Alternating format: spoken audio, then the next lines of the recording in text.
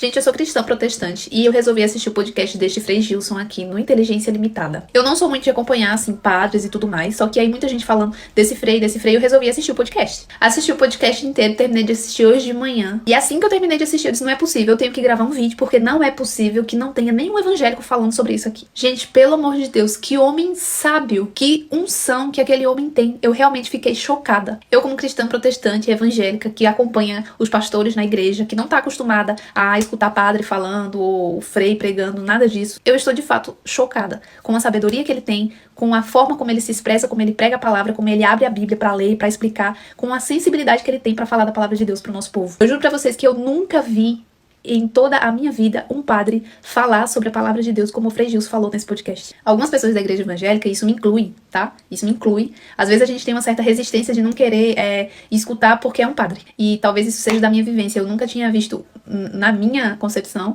eu nunca tinha parado para ver um padre abrir a Bíblia e pregar e falar da palavra de Deus como o Frei Gilson falou nesse podcast. Como ele está acostumado a pregar. Porque eu realmente não conhecia. Então eu quero deixar bem frisado aqui que eu não sou católica, eu não frequento igreja católica, eu não vou à missa e tudo mais. E eu parei para ouvir o Frei Gilson nesse podcast e eu simplesmente fiquei apaixonada pela forma como ele fala de Jesus, pelo amor que ele consegue transmitir pra gente, o amor que ele sente por Jesus e pela palavra e pelo evangelho. E eu vou falar uma coisa pra vocês, a forma como ele fala de Jesus e como ele prega o evangelho chegou a tocar na minha alma de uma forma que poucas pessoas conseguiram tocar em toda a minha vida. Realmente é algo que eu fiquei assim, espantada com o tamanho da unção que está sobre ele. Então mesmo que você não seja católico, mesmo que você seja da igreja evangélica, o conselho que eu deixo pra vocês é assistam a esse podcast, porque é uma forma de aprendizado da palavra que poucas pessoas conseguem transmitir, como ele transmitiu aqui nesse podcast. Então meu recado é pra você que é evangélico. Assista de coração aberto, porque eu tenho certeza que Deus vai falar muito ao seu coração.